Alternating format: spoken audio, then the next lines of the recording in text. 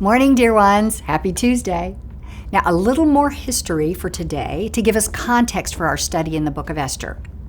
You all likely know all of this, but just for the sake of review, God called a man named Abraham to follow him to a new land that he would show him. The family of Israel, that is the Jewish people, descended from him. That's why they're called the sons of Abraham. Not because they were special or deserving, just because God loved them. Abraham's family grew into a group consisting of 12 tribes. This family grew through God's constant, patient, and merciful care. They eventually end up in the land of Egypt, where the family grew into a nation. Regrettably, they became slaves in Egypt, but in his faithfulness, God delivered them from their oppressors. Now, like all humans, they followed God for a while, and then they became disobedient and whiny and willful. The children of Israel, like we have all done, existed in a cycle of deliverance, gratitude, forgetting God, falling away, God disciplining them, repentance, gratitude, and the cycle begins again. Eventually, the nation of Israel divides into two kingdoms, the northern and southern kingdom. The northern kingdom, made up of the 10 original tribes, was conquered, captured, and dispersed by the Assyrian Empire.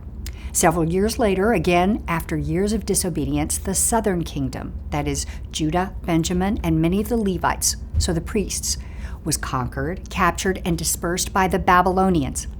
Then the Babylonian Empire is then conquered by the Persians, and it is one of these Persian rulers, Darius, a pagan, who decrees that the children of Israel may begin to return to their homeland after the prophesied 70 years of discipline the Lord had determined his people needed to endure.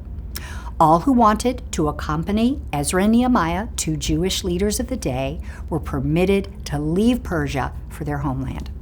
And so it is against this historical backdrop that our story begins. In the summation I just gave, do you see the thread in this tapestry of God's beautiful love for his people? He is infinitely patient, infinitely long-suffering, infinitely loving and merciful in his dealings with his children.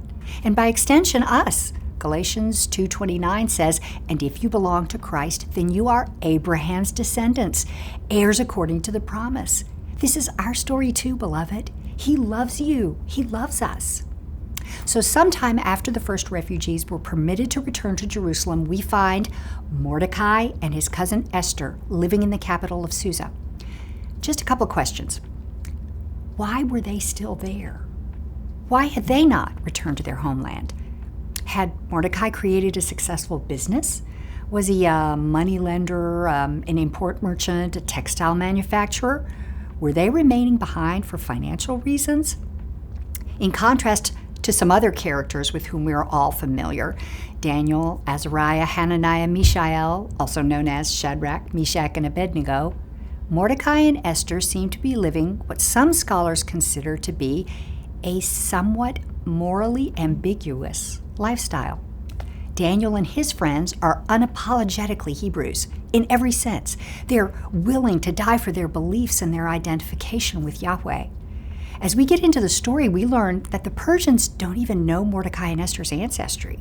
In fact, Mordecai goes on to forbid Esther from revealing that she is Jewish. Also, we will discover what they consider an acceptable life aspiration for Esther, being part of the harem of a king. She'll be in competition with hundreds, maybe thousands of other women to take the top prize of being his queen.